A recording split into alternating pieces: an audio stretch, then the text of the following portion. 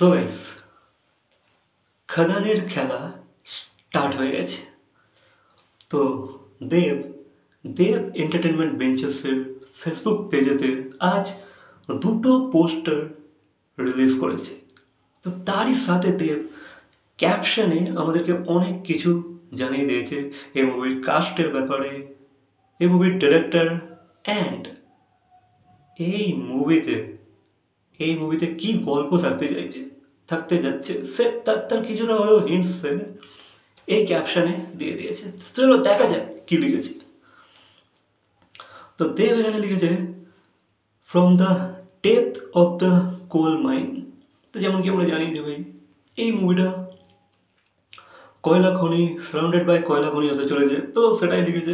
দেন লিখেছে a story buried in the shadow, একটা গল্প যেটা আঁধারে চাপা পড়ে গেছে, ঠিক আছে।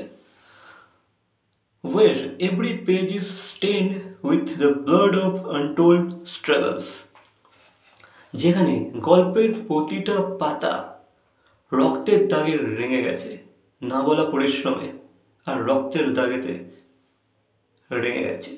তোমরা বুঝতে পারছি এটা এটা খুবই একটা ডার্ক ফিল্ম হতে চলেছে, কিন্তু মানে খুবই অ্যাকশন ওরিয়েন্টেড হতে চলেছে। আর এখানে আই থিঙ্ক খুন খারাপ রক্ত অনেক দেখবো আমরা এই মুভিটাতে।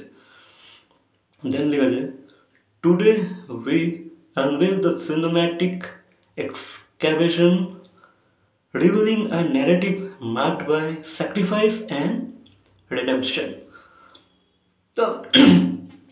তো আজকে যেহেতু তারা লিখেছে যে ভাই আজ থেকে মুভির শুটিং স্টার্ট হয়ে যাচ্ছে, তো সেসব ব্যাপারে লিখেছে। দেন লিখেছে কাস্টের ব্যাপারে দেব, যিশু সেনগুপ্তা, ইথিকা পল, স্নেহা বোসটাকে আই ডোন্ট নো, স্নেহা বোসের ব্যাপারে আমার কোনো আইডিয়া নেই। সুজিত দত্তা যে ডিরেক্ট করছে মুভিটাকে, নীলায়ন চ্যাটার্জি, নিষ্পাল সিং অ্যান্ড সুরেন্দ্র সিং। তো এখানে মোটামুটি একটা গল্পটার ব্যাপারে যে ধারণা সেটা মোটামুটি আমাদেরকে দিয়ে দিয়েছে, ঠিক আছে, যে গল্পটা কি কেমন হতে চলেছে। এতদিন তো আমরা সব অনেকেই গেস করছিলাম, বাট এখানে কিছুটা হলেও যে গল্পটার মধ্যে কতটা ব্লাড থাকতে চলেছে, কতটা ভায়োলেন্স থাকতে চলেছে, সেগুলো মোটামুটি একটু দেখিয়েছে, ঠিক আছে, মোটামুটি বোঝাবার চেষ্টা করেছে এই ক্যাপশনের থ্রুতে। দেন আমরা দেখতে পাচ্ছি দেব দু হাতে, মানে পোস্টারের কথা বলছি, দেব দু হাতে দুটো অস্ত্র নিয়ে আছে, ঠিক আছে। দেন একটা লোক জখমি হালতে পড়ে আছে পিছনে।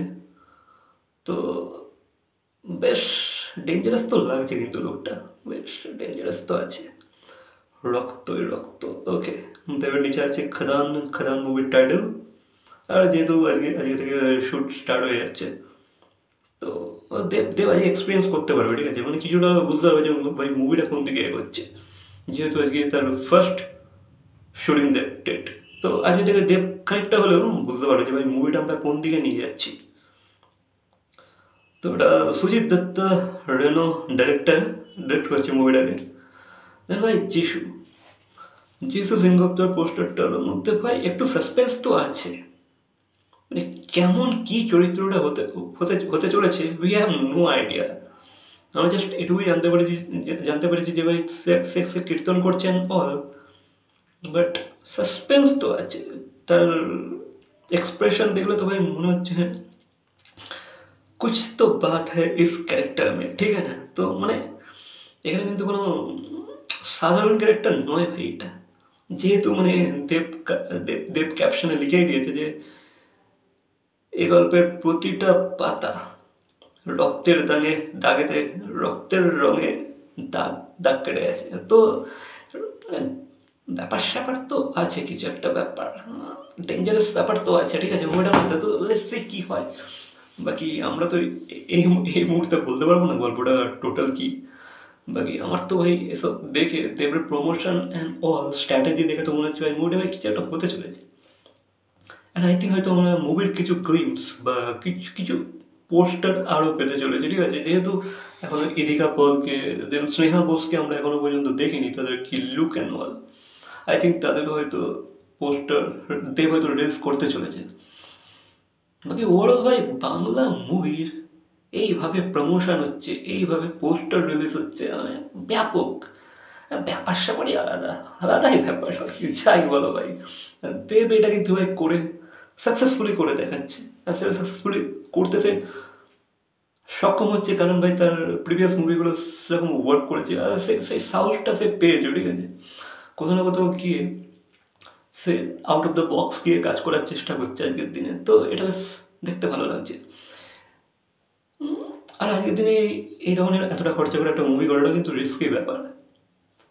This is not a simple game, this is a tough game, বিশেষ করে দেবের জন্য, কারণ দেবের এখন ক্যারিয়ারটা, দেব যে ধরনের মুভিজ করছিল সেখানে কিন্তু দেবের ক্যারিয়ারটা মোটামুটি ভালো চলছিল। দেবের প্রোডাকশন হাউসের কথা বলো, দেবের ওভারঅল ক্যারিয়ারের কথা বলো, সে কিন্তু ভালো এগোচ্ছিল, ঠিক আছে, তো তার তার রিস্ক নেওয়ার কোনো প্রয়োজনই ছিল না, বাট ভাই সে নিচ্ছে, কারণ সেও জানে কোথাও না কোথাও অডিয়েন্সও তাকে এক ঢাঁচায় দেখতে দেখতে বোর্ড হয়ে যাবে, তো সে সেই কারণে কিন্তু এক্সপেরিমেন্টটা করছে। আর দেখা যাক এক্সপেরিমেন্টটা কেমন হয়।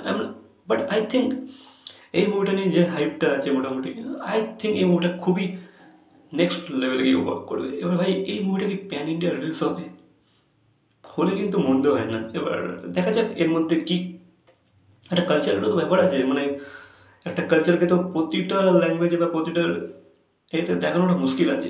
দেখা যাক এই মুভিটাকে প্যান ইন্ডিয়া লেভেলে করা যায় কি না, জানি না তাদের কি চিন্তা ভাবনা আছে। আমার মনে হচ্ছে এটা প্যান ইন্ডিয়া করবে না তারা, বাকি দেখা যাক তারা কেমন মুভিটা তৈরি করে তার উপর ডিপেন্ড করছে, ঠিক আছে। যদি মুভিটা সেই লেভেলে তৈরি হয়ে যায়, দেব হয়তো প্যান ইন্ডিয়া রিলিজ করতে পারে মুভিটাকে, লেটসে কী হয়। তো সেকেন্ড পোস্টারটা আমার বেশ ভালোই লেগেছে, এই যে আজ এই যে দুটো পোস্টার দেখলাম, যিশুরটা যদিও ঠিক আছে, বাট দেবের যে একটু কিছু নতুনত্ব কিছু দেখতে পেলাম, লাইক দুটো হাতে দুটো কুড়ুল, দেন একটা অ্যাঙ্গার লুক, একটা ব্যাডাস লুক আছে, দেন একটা লুক রক্তাক্ত হয়ে পড়ে আছে।